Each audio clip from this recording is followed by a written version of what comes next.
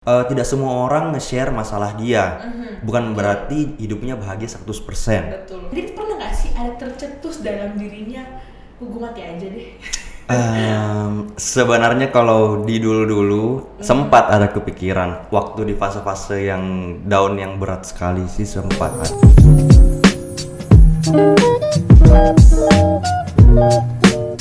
Halo guys, selamat datang kembali di E-Insight Podcast, your go-to health insight. Sekarang ini saya tidak sendiri karena saya sedang bersama dengan seseorang yang sangat fenomenal tentunya. Wow. Yaitu Kak Didit. Hai. Dr. Didit. Apa sih link YouTube-nya apa sih Kak Didit? Dok Didit. Dok Didit, ya? Tapi sekarang lagi jarang memproduksi dulu sementara waktu. Iya, sebentar waktu Iya. akan dilanjutkan. Semoga nanti bisa Oke. dilanjutkan. Gimana kabarnya Kak Didit sekarang? Alhamdulillah baik-baik. Sehat. Sehat. Alhamdulillah. Kalau Kegiatannya apa sekarang nih? ya paling masih sibuk di rumah sakit sekarang, sekaligus lagi mempersiapkan untuk lanjutan studi keluar. Oke, Insya Allah. lanjut studi keluar guys. Jadi Kak Didit ini sebenarnya senior saya nih waktu di FK ya Kak Didit Iya. ya. Beliau merupakan ketua dari MYRC atau Iya. Medical Youth Research Club. Apa sih tagline-nya Kak Didit? Research is fun. Oke. Tapi ya tidak terlalu fun sebenarnya. Nggak terlalu fun ya? Fun gak fun ya? Oke Ya, deh. karena research itu harus fokus 100% harus berpikir. Oh, Cuman gitu. kita membawa tagline fun itu supaya bahagia gitu kerjaannya, walaupun agak sedikit berat. Agak sedikit berat. Tapi ketika publish signifikan semua menjadi sangat Nah, itu sisi fun-nya Itu kalau sisi sudah. fun-nya ya. Uh-uh. Kalau sudah terpublish. Oke deh. Nah, sekarang kita kan lagi bulan September nih Kak Didit nih. Kita sedang memperingati Hari Pencegahan Bunuh Diri. Mungkin saya akan bertanya seputar itu ya Kak Didit. Apa ya? Boleh. Oke. Itu sempat ada kepikiran waktu di fase-fase yang down yang berat sekali sih sempat ada. Pernah ada. Ada. Seperti suara atau seperti orang yang menyuruh atau gimana? Enggak sih, bukan lebih ke suara sih. Ada ide dalam pikiran sendiri sih yang Oke. kayaknya hidup ini sudah terlalu rumit dan Terlalu rumit. terlalu complicated gitu. Jadi apakah harus diakhiri saja? Tapi itu hanya ide sesaat yang Sesaat. setelah itu nangis, setelah itu sudah bahagia kembali, Bahagia kembali. cari Tapi kekuatan. pernah. Sempat ada. Itu yang bikin kayak gitu apa sih Kak Didit? Maksudnya Kak Didit sendiri ini sebenarnya melewati apa sih, sebongkah batu besar sebesar apa Oke. sampai harus merasakan ide itu walaupun sesaat? Oke, sebenarnya sih ini adalah gabungan sebenarnya dari Oke. bola-bola kecil, bola-bola panas kecil sebenarnya. Bisa dibilang masa kecil yang bisa dibilang jauh dari kata sempurna atau bahagia. Kemudian di masa lagi berjuang untuk sekolah, banyak sekali masalah gitu yang lain yang kan tentunya kan kita menjadi sekolah di Fakultas Kedokteran itu sendiri saja sudah banyak beban, Betul. mental terkuras gitu ya, waktu Oke. tidur Oke. kan harus belajar ini itu, tapi harus menghadapi masalah lain gitu dari sisi keluarga, dari perusahaan orang tua yang itu sempat trouble, bisa dibilang menuju bangkrut sih waktu itu. Oke.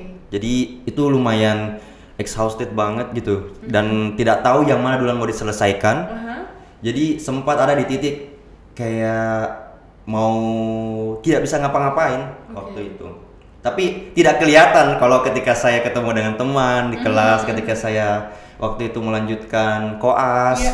itu paling hanya kelihatan kayak lebih diam saja. Tapi mungkin orang-orang kiranya hanya lagi capek atau tidak. Padahal sebenarnya itu di kepala lagi loading, Iya, lagi iya, loading iya, terus, iya. loading Kayak terus. benang kusut ya Kak Didit. Lagi ya? benang kusut Oke, yang oke. harus memikirkan apa yang bisa saya lakukan untuk menyicil masalah itu sedikit demi sedikit bisa selesai gitu. Jadi mungkin orang nggak akan percaya kecuali yang sahabat saya yang sudah tahu gitu ya, yang sudah tahu perjalanan hidup saya waktu itu, yang kadang juga kan saya harus berbagi, tidak mungkin saya bisa simpan semua sendiri. Betul. Nah, jadi tapi sahabat-sahabat saya waktu itu banyak memberi dukungan. Akhirnya saya bisa sedikit teralihkan gitu dengan sekolah saya.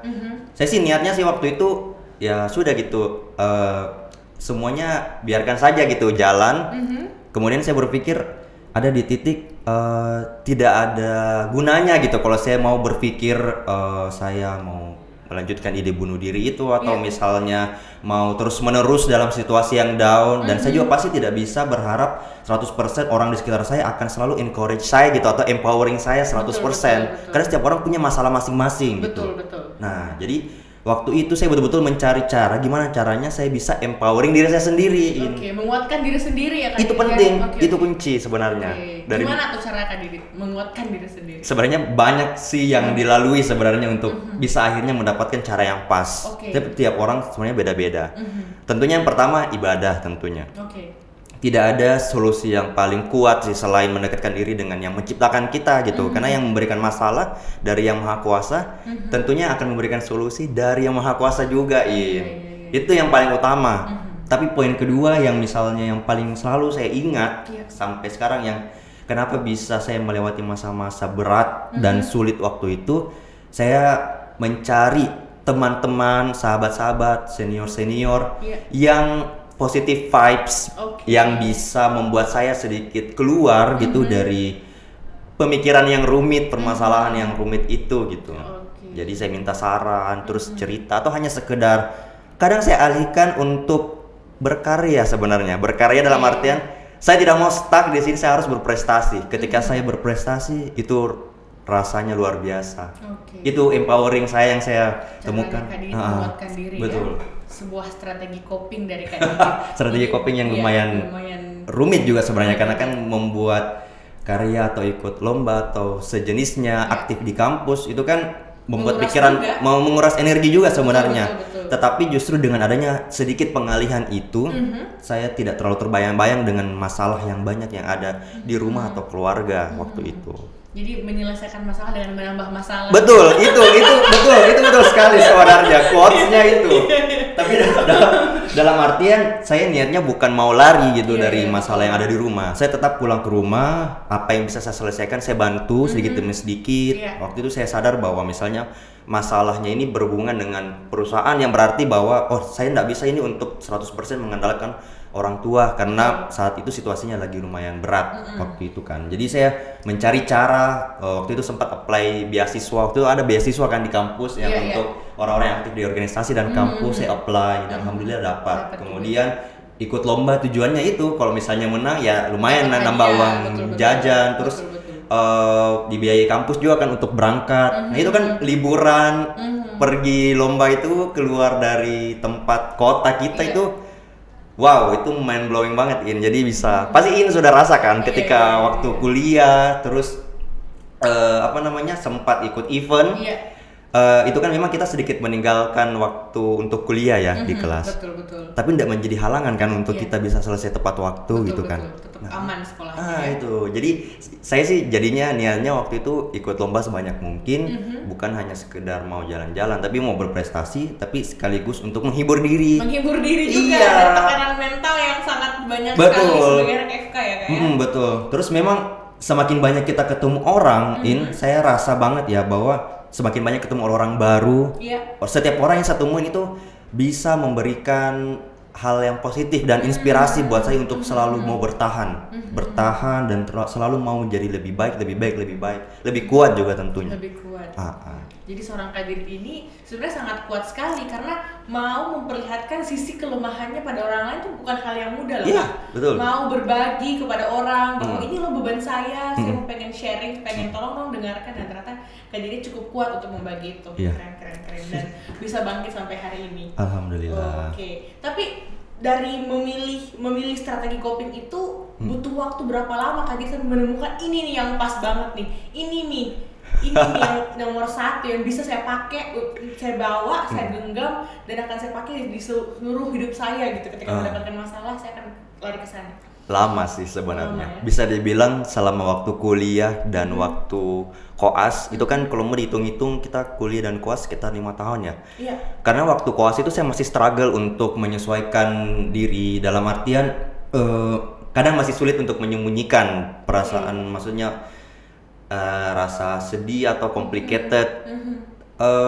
Tapi betul-betul saya bisa menemukan strategi coping yang tepat itu ya mungkin bisa dibilang setelah 5 tahun itu saya sekolah juga menjadi seorang dokter. Saya akhirnya juga bisa pelan-pelan menemukan. Saya nggak bilang sih sekarang 100% saya bisa menjamin diri saya survive dari semua masalah hidup yang akan datang tentunya ke depan. Tapi setidaknya dengan pengalaman hidup yang lalu, saya selalu niatnya sih dan bilang semoga itu menjadi pelajaran yang mahal tentunya buat saya sendiri. Oke. Jadi nanti di kemudian hari saya mendapatkan masalah yang serupa atau mungkin bisa lebih berat, saya sih lebih berpikir serahkan semua sama yang di atas, ikhlas gitu. Oke. Kata kuncinya itu ikhlas. Let go ya. Let it go Ikhlas, gitu. iya, Let it iya, go, iya. ikhlas. Do it yourself. Bukan tanggung jawab kita untuk menentukan hasil akhirnya gimana. Oke. Intinya usaha kita bagaimana itu yang dinilai.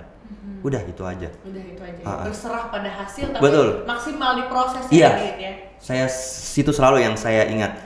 Apapun nanti yang ingin saya raih, apapun itu dan misalnya tidak terpenuhi dan tidak tercapai, tidak akan perlu menjadi beban gitu. Saya sudah ada di titik yang terserah gitu, itu sudah bukan tugas saya untuk menentukan hasil akhirnya harus indah atau tidak. Iya. Tapi gimana caranya saya bisa berusaha memberikan usaha yang terbaik gitu di setiap aspek kehidupan saya. Iya. Mau bekerja, mau sebagai anak, mau sebagai saudara. Tentunya saya juga pasti punya kekurangan gitu. Iya. Nggak 100% sebagai teman, sebagai sahabat.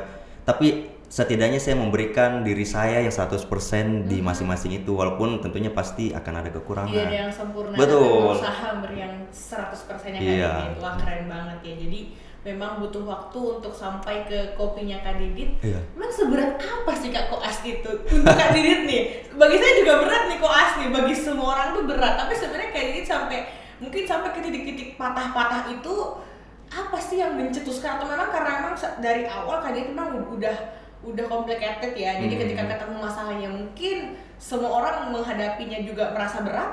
Mungkin Kak Didit merasa wah ini udah nggak bisa lagi nih, udah capek nih.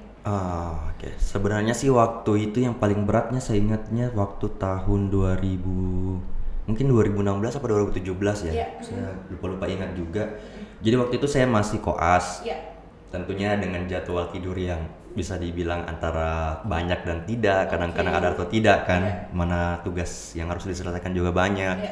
Tanggung jawab untuk belajar. Betul sekali. Nah, itu sudah lumayan menguras banyak energi dan tenaga. Tapi di rumah itu kerjanya ada banyak konflik yang kadang terjadi, Oke. yang membuat pikiran saya menjadi tidak maksimal gitu untuk berpikir dan tenang. Akhirnya waktu itu saya memutuskan untuk mending saya tinggal dulu sendiri. Jadi saya cari kayak rumah kontrakan sih di area kampus Unhas. Oke. Selain jaraknya dekat, saya bisa lebih fokus gitu untuk belajar, untuk maksimalkan. Toh juga nanti kalau misalnya ada masalah di studi saya akan memberatkan keluarga juga kan. Nanti betul. pada akhirnya. Betul. Jadi tidak akan menjadi siklus setan yang tidak akan selesai gitu. Betul. Akhirnya saya memutuskan untuk mending sementara saya tinggal sendiri supaya secara mental saya lebih fokus, lebih bagus, lebih baik gitu. Dan saya bisa lebih enak aja gitu waktunya belajar. Tapi waktu itu sih yang paling berat saya ingat sekali. Saya ada di stase, kalau nggak salah sih IKM ya, kalau nggak salah waktu itu oke. IKM. Sebenarnya nggak terlalu berat sebenarnya untuk koas stase IKM ya, kalau Iin tahu dan teman-teman yang tahu pasti kan. Cuman waktu itu paling beratnya dapat kabar yang sangat-sangat mengejutkan. Oke. Bahwa perusahaan orang tua saya betul-betul ada di titik yang bisa dibilang terendah sih. Karena waktu itu sudah melibatkan hukum dan sebagainya. Di situ saya cuma bisa nangis di mobil. Kayak tidak ada harapan sama sekali untuk maju. Iya. Mau ketemu orang rasanya kayak mau nunduk atau tidak berani gitu untuk ketemu orang. Tapi orang-orang tidak tahu waktu itu. Iya. Hanya sahabat-sahabat terdekat saja yang tahu waktu itu masalahnya. Nah, tapi justru di situ saya itu tadi yang saya bilang ya mungkin ada hikmahnya gitu. Ada Tuhan kasih masalah ini, kita orang-orang yang terpilih gitu, masalah orang tua, masalah keluarga tentunya kan jadi masalah kita kan. Betul, Bukan beda dengan teman. Kadang teman atau sahabat aja punya masalah kita merasa ikut gitu. Iya. Ada rasa empati atau justru ingin kira-kira bantu apa yang bisa apalagi kalau keluarga sendiri. Betul. Apalagi kalau orang tua inti ya. Iya, apalagi kalau misalnya nih masalahnya ada di rumah kita yang di inti gitu yang lagi bermasalah. Pasti akan mempengaruhi pikiran kan. Mau tidak mau secara alam bawah sadar itu otomatis. Betul. Kadang-kadang terbawa tidur. Jadi kadang-kadang tuh biasa kalau pulang dinas. Jadi waktu di dinas saya nggak tunjukin. Saya nggak tunjukin sama sekali. Paling lebih diam aja. Tapi kalau pas balik ke kamar itu wah nangis terus kerjanya. Nangis, hanya bisa nangis. Iya. Tapi saya bilang biasanya kalau sudah gitu ya saya minta saran sama sahabat terdekat apa yang harus saya lakukan supaya saya bisa bangkit, atau misalnya tolong ayo kita keluar dulu kemana gitu untuk bisa mengalihkan dulu sekedar pikiran saya ini supaya saya tidak terlalu fokus, karena kadang-kadang tuh kalau kita lagi banyak waktu sendiri pikiran kita tuh justru kemana-mana.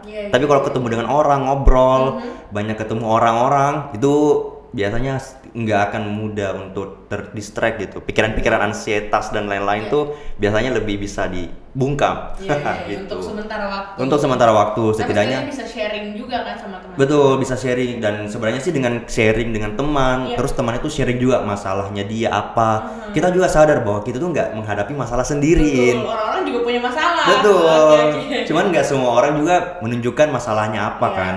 Jadi itu yang selalu saya ingat juga, pesan salah satu kakak ya kalau nggak salah waktu itu, dia bilang tidak semua orang nge-share masalah dia, bukan berarti hidupnya bahagia 100%. Betul sekali. Setuju. Jadi kita tuh nggak boleh berpikir bahwa seakan-akan kita tuh hanya sendirian yang menghadapi masalah.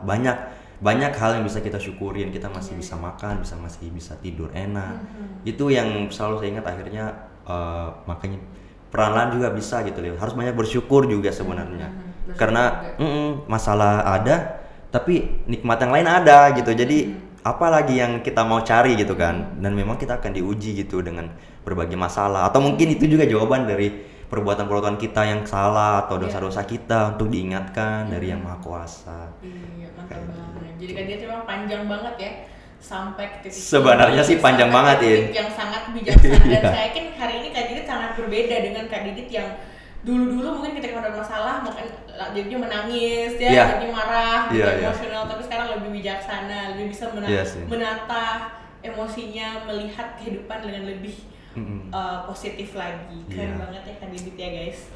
Tapi Kak Didit ketika mengalami, saya sebut itu, apakah itu bisa dikatakan sebagai sebuah kegagalan, dan bagaimana Kak Didit itu bangkit dari saat momen-momen seperti itu, momen-momen yang depresif, momen-momen yang sangat momen ansietasnya Kak Didit. Gimana Kak Didit bangkitnya itu kayak gimana tuh, selain strategi coping tadi?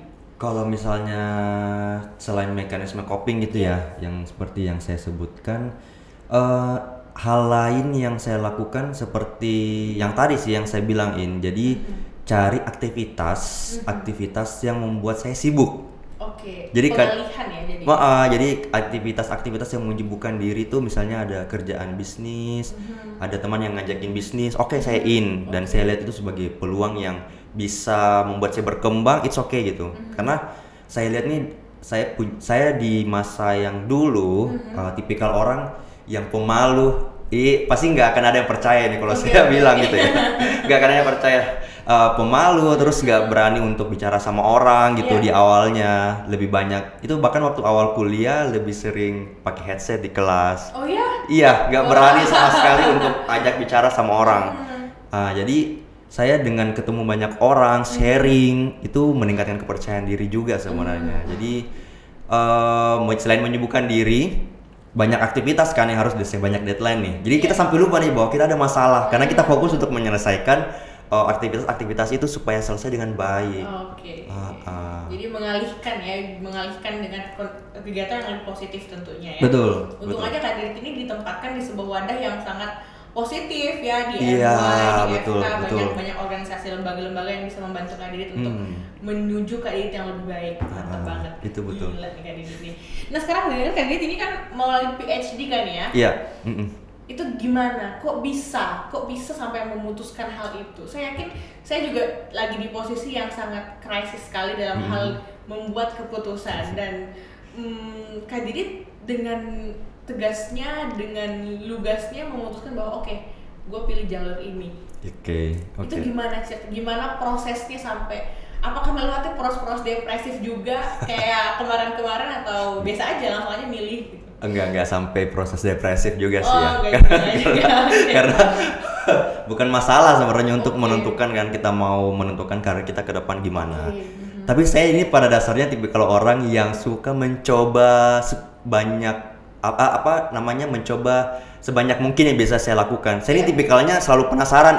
Oh, penasaran. Contohnya nih waktu Iya, pandemi iya. nggak ada apa-apa kan. Saya penasaran banget gimana caranya buat bikin live Instagram, Oke. ngajakin orang ngobrol atau apa, bikin video YouTube yang singkat-singkat atau yang simple-simple aja. Iya. Saya sih bakal orang yang kayak mau mencoba sebanyak mungkin Iya. supaya saya tahu saya udah uji diri saya ini bisa atau enggak nih. Oke. Jangan sampai hanya asumsi saya nih bahwa saya nggak bisa bikin. Kan kadang-kadang kita tuh ingin mengerjakan sesuatu, tapi di pikiran kita kayaknya saya nggak bisa nih. Tapi kita belum coba. Saya tipikal orang yang nggak mau menyatakan hal itu, asumsi itu benar, valid atau tidak kalau belum dicoba. Oke, coba dulu ya. Dalam bisnis pun, dalam pekerjaan pun kan ada namanya asumsi dan validasi gitu. Iya. Jadi kita kumpulkan dulu asumsi tentang diri kita sendiri misalnya, apalagi tentang diri sendiri kan. Terus kita validasi dengan cara mencoba. Ketika itu gagal bukan berarti kita nggak bisa. Ada mungkin hal yang perlu diperbaikin, ada yang perlu yang kita belajar dulu mungkin sama orang yang kita anggap bisa kayak gitu kan. Jadi kayak saya sih dulunya sih tipikal orang yang sangat mendengar saran orang. Dulu kan saya biasa kadang-kadang diskusi juga gitu sama orang-orang atau beberapa senior. Mereka tuh tipikal bilang nggak usah lah terlalu mencoba hal baru kayak gitu. Ada sempat yang kayak gituin. Jadi mereka tuh kayak tipikal orang yang nggak mau mencoba banyak hal karena takutnya nanti justru bikin dia nggak tahu nanti apa passionnya atau apa. Tapi saya justru mau mencoba banyak hal supaya nanti saya tahu nih apa yang paling cocok buat saya. Oke. Kayak gitu. Jadi kita sebagai manusia hidup kan cuma sekali nih.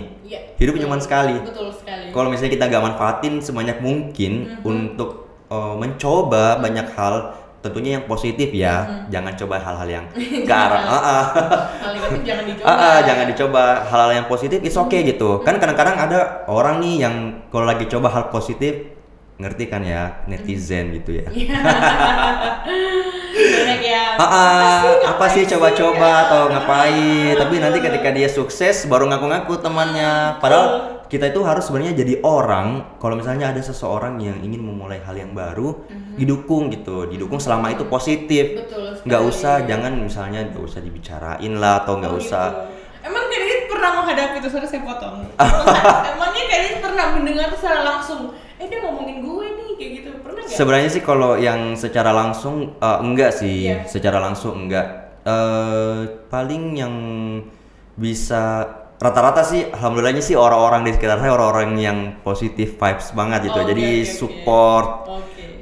Cuman mungkin ada beberapa pendapat aja kali. Bukan bilang ngomongin sih Iya, sebenarnya, iya, iya. tapi kayak bilang Berkomentar negatif kali, enggak? komentar negatif mungkin enggak sih, cuman paling mempertanyakan apa Iya, sih iya, lagi iya, itu yang iya. dibikin. Ya udah saya jawab aja, saya lagi mencoba hal ini Oke, gitu kan, nggak masalah iya, iya. selama saya nggak ngerugiin siapapun. Betul Saya kan sekali. lagi mencoba menambah, mungkin bisa dibilang menambah hobi atau betul sekali. menambah skills Betul sekali, gitu kan, iya. nggak ada yang salah kan. Nggak ada yang salah, nggak merugikan siapapun kan, iya. Betul.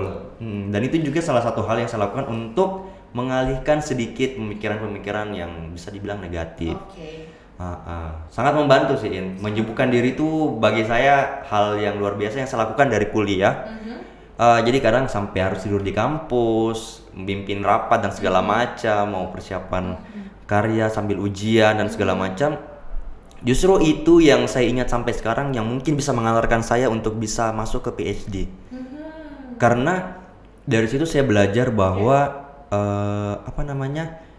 saya menemukan cara yang tepat untuk manajemen coping diri saya. Iya. Saya menemukan cara yang tepat kapan saya sebaiknya belajar, gaya belajar yang baik bagaimana buat saya. Kemudian saya menemukan juga kepercayaan diri yang sebelumnya mungkin tidak ada.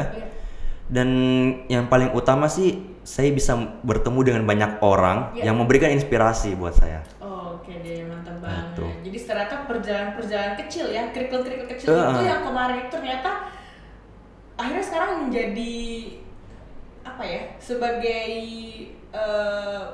landasannya Kak Didit ternyata untuk melangkah lebih tinggi lagi. Jadi betul. keputusan PhD ini nggak terlepas dari apa yang telah Kak Didit lakukan ya. Betul sekali. Beberapa tahun kemarin. Dan mungkin kalau misalnya saya nggak bisa buktiin gitu kepada keluarga atau orang tua saya, jadi kan dulu ibaratnya tuh orang tua atau keluarga saya nggak 100% mendukung. Itu juga ada di titik yang saya sempat down banget. Mendukung untuk jadi dokter atau mendukung. PhD? Kalau mendukung jadi dokter dukung. Tapi untuk aktif di kampus itu saya nggak dapat 100% dukungan sebenarnya.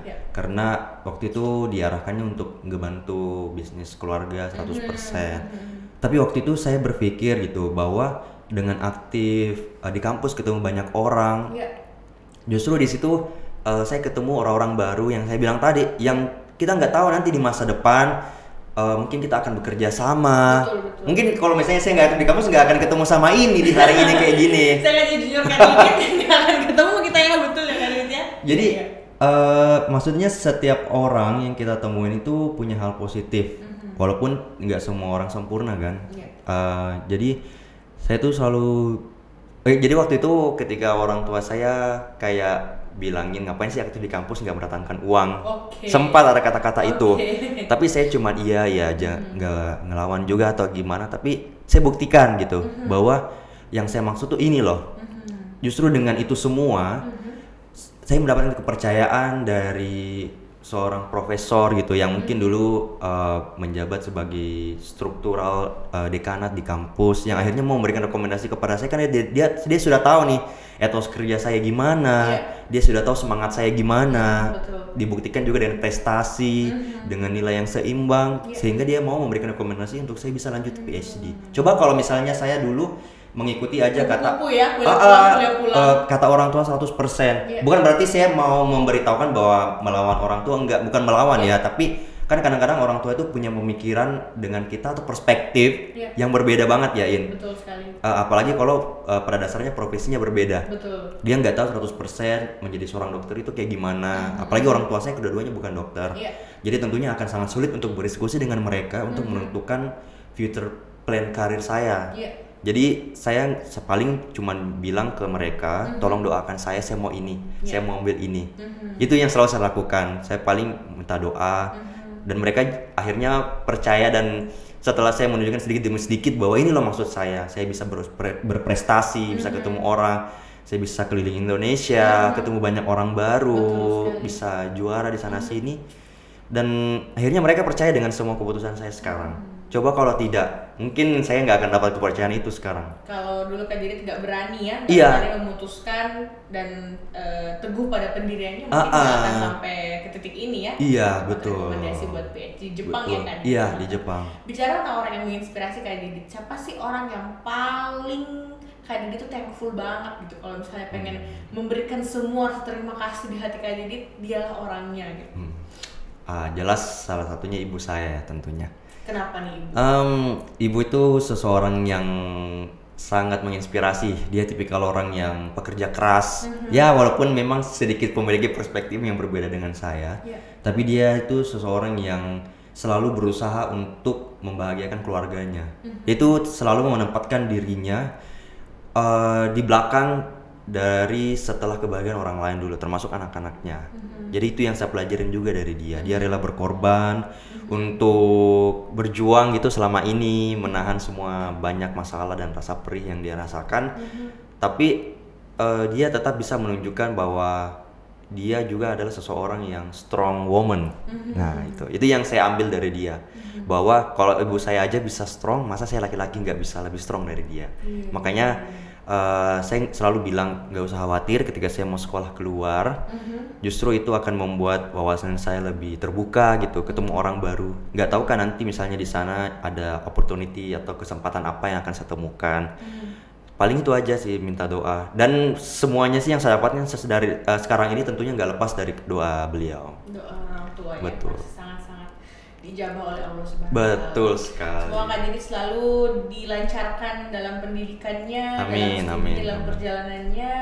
Kalau Kak Didit sendiri melihat Kak Didit di 2045 di masa Indonesia emas, Kak Didit tuh future projection diri itu seperti apa sih? 2045 ya? Iya. Wow, itu kenapa? Iya, 2045. Kak Didit melihat dirinya seperti apa sih? Oke. Kalau 2045 itu sebenarnya long term ya? goals banget ya, Yin. Saya sebenarnya belum ada di titik yang bisa memastikan ya. Paling hanya bisa meraba-raba kemungkinan. Sebenarnya kalau 2045 saya sih punya harapan bahwa saya ini ingin menjadi seseorang tentunya yang memiliki keluarga yang harmonis tentunya. Itu cita-cita terbesar saya. Kemungkinan selain itu saya bisa meluruskan perspektif-perspektif yang keliru yang selama ini banyak terjadi antara orang tua dan anak.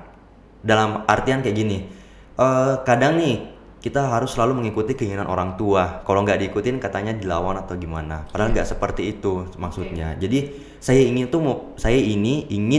memberitahukan kepada semua anak Indonesia, kepada dunia. Ya nggak usah. Ya terserah sih, mau kepada dunia juga boleh ya. Intinya kepada anak-anak yang memiliki cita-cita atau mimpi, apapun mimpi kamu nggak ada yang salah. Nggak ada yang salah. Nggak harus jadi dokter untuk menjadi berhasil. Karena kan pemikiran di negara kita ini salah satunya masih berpikir kayak gitu kan, bahwa dengan hanya menjadi dokter atau misalnya menjadi pebisnis yang sukses itu baru bisa dikatakan sukses. Padahal di setiap lini kehidupan itu adalah kesuksesan asalkan kita bahagia. Asalkan kita bahagia. Jadi maksud saya adalah yang mau jalanin hidup itu kita, bukan orang tua kita, bukan keluarga kita yang lain, ataupun perkataan netizen yang lain. Selama itu hal yang positif, bekerja dengan halal, tidak ada masalah tentunya. Untuk silakan lakukan terus cita-cita kamu, kejar. Nggak perlu merasa takut atau minder untuk nanti nggak dapat dukungan. Toh itu juga sudah banyak dibuktikan dengan orang-orang yang sukses yang berhasil kan di Indonesia ataupun di dunia, bahwa mungkin mereka pada awalnya tidak mendapatkan 100% dukungan, tapi ketika mereka berhasil semua orang merasa memberikan dukungan pada dia, padahal tidak seperti itu. Itu yang ingin saya beritahu, karena kadang-kadang ada yang masuk di DM juga saya nih, yang kayak di follow ya Kak Didit ya. Apa sih Instagramnya Kak Didit? Instagramnya Didit. Ya. Nah jadi kadang-kadang ada yang DM juga kalau misalnya saya sharing gitu tentang pengalaman hidup saya. Ada yang kadang-kadang ada yang nanya juga atau minta saran, gimana sih caranya Kak bisa meyakini orang tua. Saya bilang sih agak susah-susah gampang sebenarnya, karena tipikal orang tua itu berbeda-beda sebenarnya Untuk membuat kita mendapat dukungan atau 100% ya kita nggak bisa menjamin kan. Tapi paling yang saya bilang nggak usah dilawan juga sih, tapi tunjukkan aja dengan hasil. Kadang-kadang tuh keluarga atau orang tua masih nggak memandang kalau kita masih ada di proses. Ini udah beberapa kali sih, sahabat saya juga ada yang kayak gini. Jadi ketika mereka lagi berusaha, lagi memberikan proses yang baik, mereka nggak dapat dukungan. Tapi bukan berarti kita harus berhenti di situ. Bukan berarti harus kita berhenti. Yang menjadi PR kita adalah gimana caranya bisa menunjukkan kepada mereka bahwa kita bisa dengan jalan kita yang kita inginkan gitu. Membuktikan ya? Iya, kita bisa buktikan bahwa jadi setiap kita membuat pilihan hidup, kita juga tentu harus bertanggung jawab nih setiap apapun. Misalnya nih, orang tua kita kan kadang kita diskusikan, misalnya ada opsi A atau opsi B. Kemudian orang tua misalnya dominan pilih A, kita pilih B. Kalau kita sudah mengambil pilihan B, tentunya kita harus bertanggung jawab dan siap kalau misalnya pilihan B itu nggak akan sukses. Tentunya kalau nggak akan sukses, orang tua pasti belum memberikan kepercayaan kan. Tapi PR kita adalah gimana caranya mempertahankan plan B ini, opsi B ini. Coba dicari lagi gitu masalahnya di mana, atau apa yang perlu diperbaiki. Diskusi, nonton video banyak banget. Apalagi di 2021 ini, Iin pasti tahu banyak banget platform edukasi, platform inspirasi dari kisah-kisah orang gitu kan, yang bisa kita pelajarin. Atau orang-orang yang sudah pernah mengambil jalan itu, coba ditanya kira-kira apa masalahnya supaya bisa diperbaiki. Ketika sudah diperbaiki dan masih belum berhasil, dicoba lagi, jangan stop dulu. Jangan menyerah dulu ya. Betul, jangan menyerah. Karena gue kualat nih, makanya gue gagal mulu nih kayak Enggak begitu. Selama kita niatnya baik, bahwa kita ingin menemukan passion terbaik buat diri kita. Saya rasa orang tua pada akhirnya akan mengerti bahwa ini mungkin jalan hidup yang dimengerti sama anak saya. Itu yang saya lakukan juga gitu sama adik saya. Karena kan kadang-kadang tuh ketika kita mau masuk kuliah atau misalnya saat kuliah sekalipun, mindset orang tua kan masih pakai mindset yang dulu. Apa itu ya? Yang tidak sesuai dengan sekarang banget kan. Orang-orang zaman dulu kan pasti maunya bekerja tuh yang dianggap sukses, yang berada di misalnya hanya berada di belakang meja, Ya, berseragam. 2021 Betul, itu udah betul, berbeda. betul Banyak loh sekali. creative industry yang sekarang sudah berkembang. Startup dan Startup sebagainya. dan sebagainya yang dulu nggak kepikiran, yang tentunya kadang juga hal-hal yang kita temukan dari hal-hal creative industry ini yang membantu memperbaiki mindset kita supaya kita nggak jadi gampang drop. Itu juga salah satunya kenapa akhirnya saya nggak pernah untuk memutuskan mau keluar dari startup yang saya punya gitu walaupun masih berkembang. Karena banyak hal baru, hal positif, karena pemikiran orang-orang yang mau terjun di dunia seperti startup itu mereka tuh pemikirannya kayak unlimited. Ya. Jadi alat unlimited itu nggak close minded. Jadi kita tuh menemukan hal baru yang nggak kepikiran, yang justru bisa membuka wawasan atau pemikiran kita nih. Jadi nggak sempit. Jadi ketika kita juga dalam menghadapi masalah atau menghadapi rintangan di dalam tantangan sehari-hari sekalipun ya, kita udah bisa mempersiapkan plan A, B, C, D, E.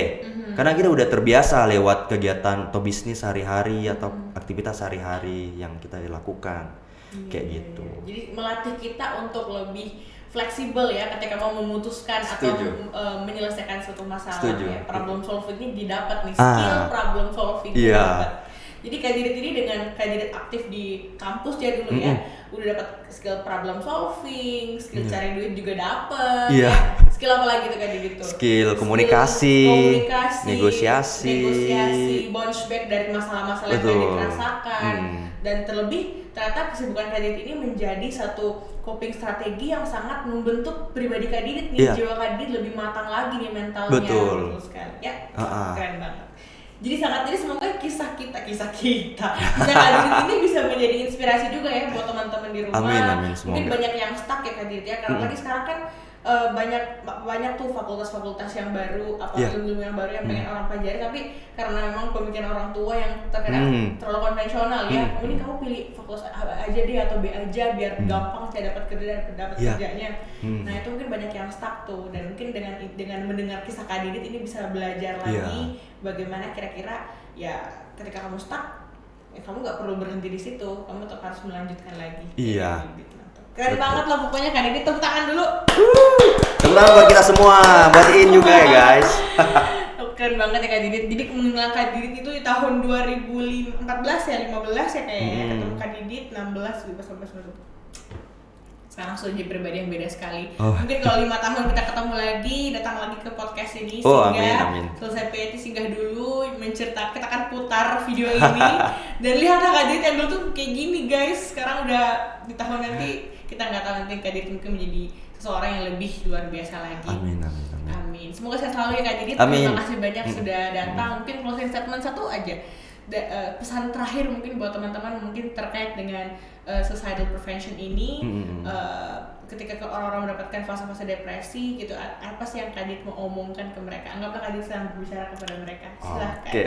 Oke. Terakhir nih, closing. Oke.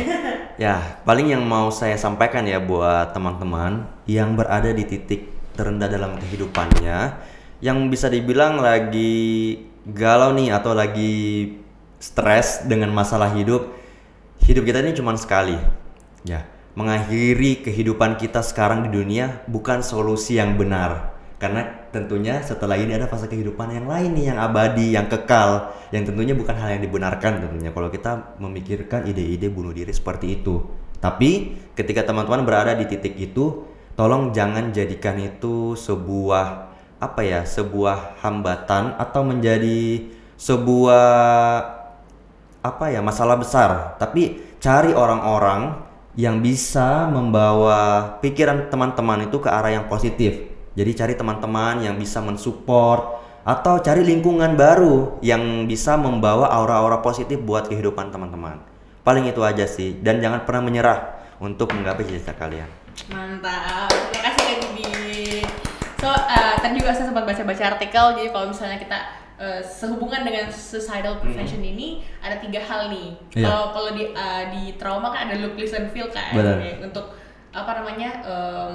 pertolongan pertama kan first aid. Nah kalau first aidnya psikologi ternyata look, listen, and link. Jadi kita look dulu, kita lihat sekitar nih, ada temen nih yang kayak kok dia jadi diem ya, mungkin kayak jadi kok dari dulunya cerewet kok jadi diem gitu, atau dia mungkin memasang status Instagram kan yang depresif atau mungkin dia kok dia putar-putar lagu yang patah hati mulu. Nah itu kita harus lebih peka observasi dengan look, kemudian listen, coba dekati mereka. Seperti tadi teman-teman Kadit nih yang banyak, jadi teman-teman Kadit ini banyak yang nanya kan ya, Kadit kenapa gitu, cerita dong. Jadi dengan Kadit berbagi beban, jadi saling mendengarkan tanpa dihakimi, ya tentu itu akan membuat kalian merasa lebih lega ya kan. Listen and link. Jadi link itu ketika kita ini udah butuh bantuan profesional nih, butuh psikiater atau butuh psikolog. Nah, jadi dengan look, listen and link. Oke, terima kasih banyak Kak Didit sudah join di sini, singgah. Semoga kita bisa ketemu di lain kesempatan lagi. Amin. Sehat tentunya. Ya, sehat-sehat juga buat Iin dan semua tim. Terima kasih buat undangannya hari ini. Semoga terus menginspirasi teman-teman semua di rumah. Oke, terima kasih. Cut.